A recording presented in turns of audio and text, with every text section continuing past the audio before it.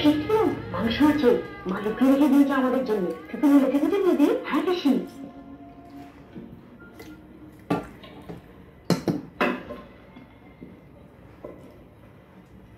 এক দুই তিন চার পাঁচ ছয় সাত আট।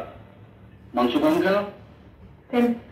ঠিকই করছে। ঠিক আছে, 12 টুকরো মাংস ছিল, এখানে 8 টুকরো, তার 4 টুকরো পাটনা গজি উড়ে গেল।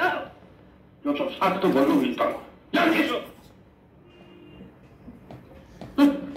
জানিয়ে খেয়ে